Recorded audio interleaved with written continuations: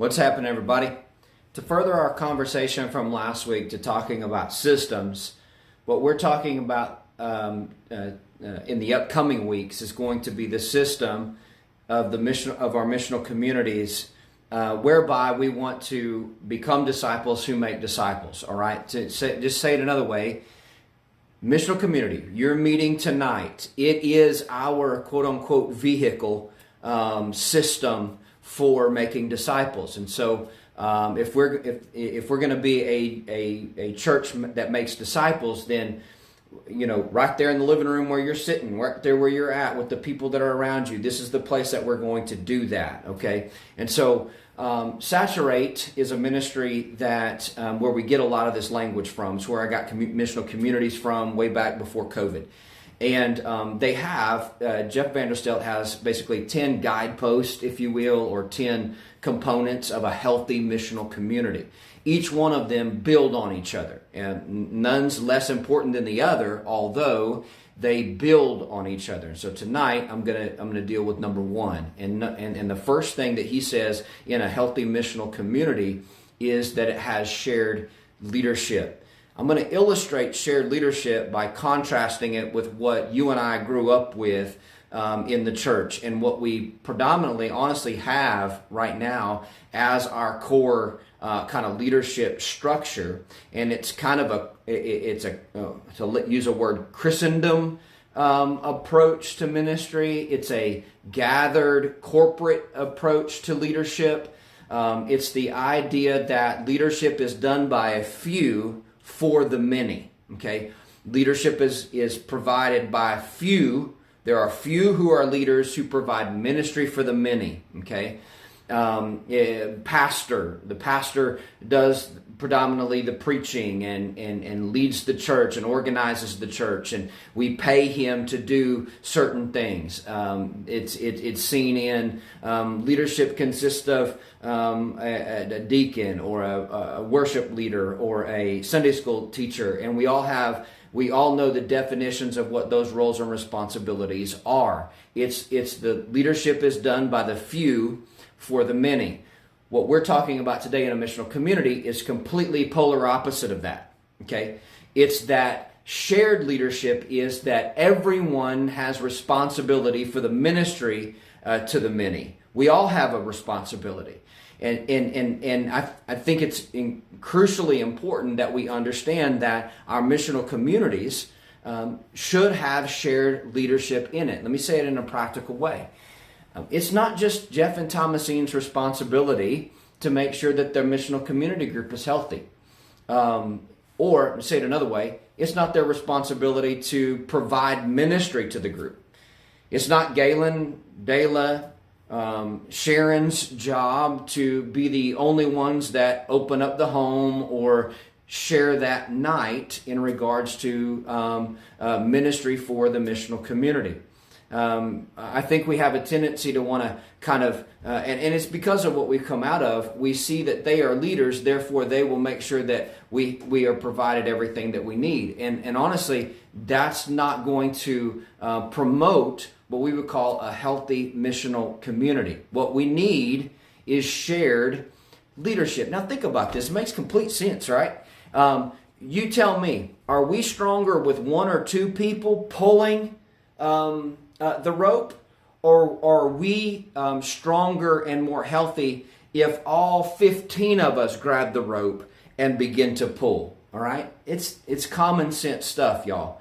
And what we need for the health of a missional community group is that everybody is at the table, everybody feels a sense of responsibility, and that we're all tugging and pulling in the same direction. You say, okay, Pastor, what's that practically look like? I wrote a few things down from Saturate to consider, and there'll be conversation points on this in just a few minutes. But here's some things to consider about the health of a missional community. I'm going to walk through them. Number one, they say someone needs to be responsible for opening up their homes. Okay, and right now we have one particular home that both groups are primarily going in. And this is what I want to just minister to the rest of the missional community. Hey, we need some of us to consider opening up our homes for the sake of the ministry. It's not just one person's responsibility to open their home up. It's the missional community as a whole's responsibility to open their home up. So now I get it.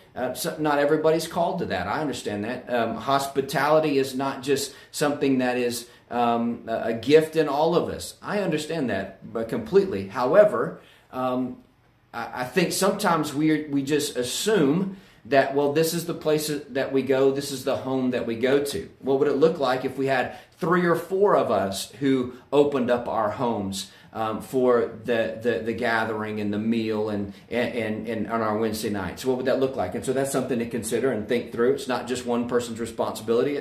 We need shared leadership there. We need someone to lead the discussion. Okay.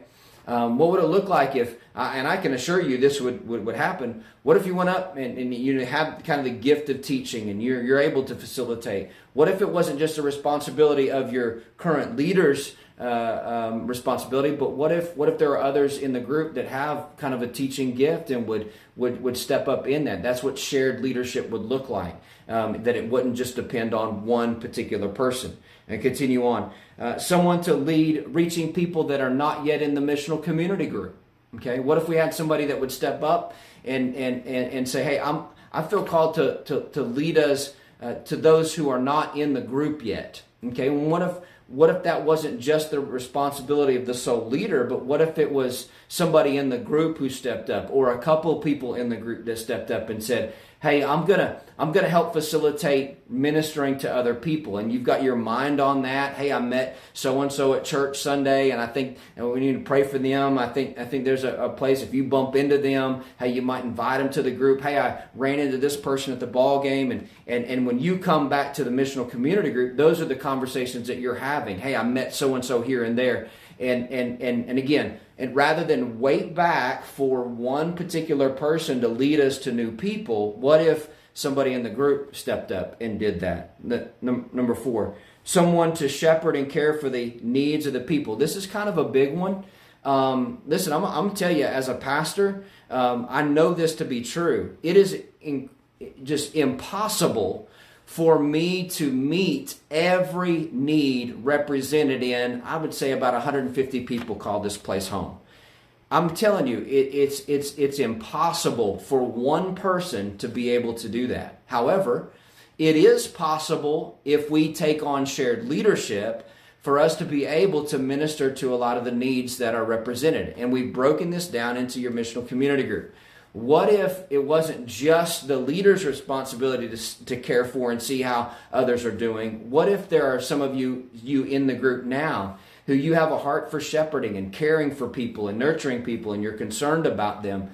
And what would it look like for you to step into leadership there and say, hey, we need to think about this person. We need, this person's going through this, and encouraging text, and just to remind the group.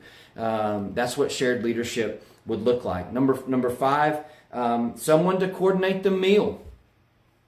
Just coordinate the meal. I know Jeff and Thomasina's group. You guys have your own Facebook that you go to, and you kind of strategize the meal out there, and that's beautiful. It's working well. But and the other group, what would it look like for there to be a coordinator of the meal? And I'm not 100% sure what the operating process is there. But what if, hey, I'll just step up and coordinate this, and then you share in the leadership responsibility of the meal. I think it's important that everyone participates in the meal as well. Bring something. Help get the meal together. Help get the meal out. There's a lot of good conversation that can happen in the kitchen, and so think through that and what that would look like. Everyone should participate in the cleanup. That's a responsibility that you can take. Don't leave it up to just the host person to clean their house. Right? Make sure everything's put up, cleaned up, and for all I know, that's happening. But it is something that you can get involved with. Don't leave until everything's put up. and someone to be a prayer coordinator. Somebody who's thinking about the prayer needs of the group, bringing them to the intention of the group, and saying, "Hey, don't forget to pray for so and so and so and so." Now, imagine if there was only one person that was trying to facilitate all of that. Wednesdays would be an off-the-charts burden for them. They would get burnout rapidly, and it wouldn't promote flourishing.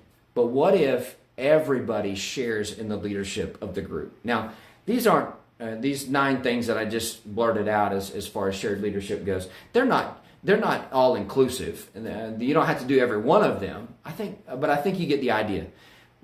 How can I share in the responsibility of my group? And that is leadership. That is what maturity looks like, and that is taking ownership. In order for us to thrive, in order for our missional communities to be what they need to be, we need shared leadership.